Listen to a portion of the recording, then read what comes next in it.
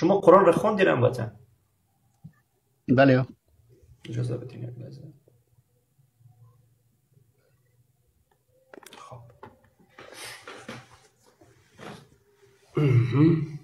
کدام سوره است عزیزم؟ سوره نحل است. آیت 63 امیر بخونید.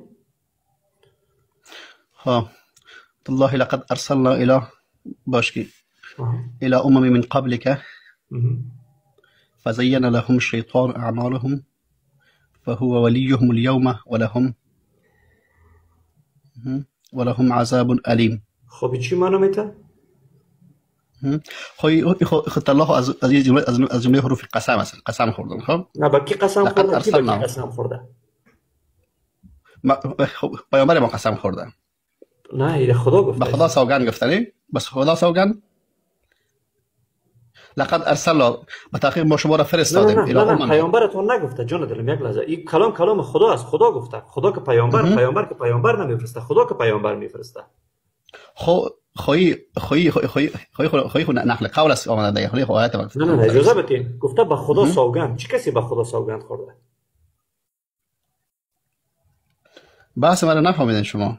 من بر شما به خدا سوگند. ببین عزیز من، به خدا سوگند. دوستان عزیز این آیت را یک بار شما 63 سوره نحل. به خدا سوگند به سوی امت‌های پیشین، یعنی پیشین است و پیامبران فرستادیم. خدا پیامبر میفرسته نه محمد. این آیت از زبان خدا آمده به محمد. به خدا سوگند. چه کسی به خدا سوگند خورده؟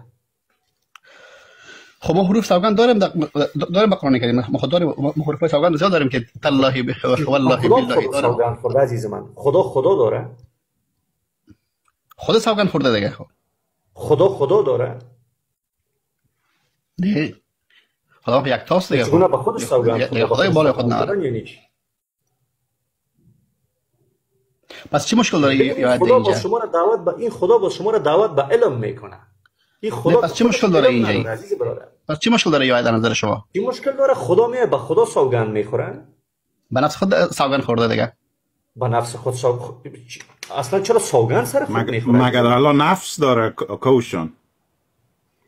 نفس هم داره ولی به نظر اینها دوستان عزیز من، ببین عزیز من، اگر خدا سواد می داشت، اگر خدا علم را دوست می داشت دیگه اینجا. حالا ببینید دوستان بعدیش ادامهش را به سوی امتهای پیشین است و پیامبران فرستادیم، اما شیطان اعمالشان را در نظرشان آراست و امروز او ولی و سرپرستشان است.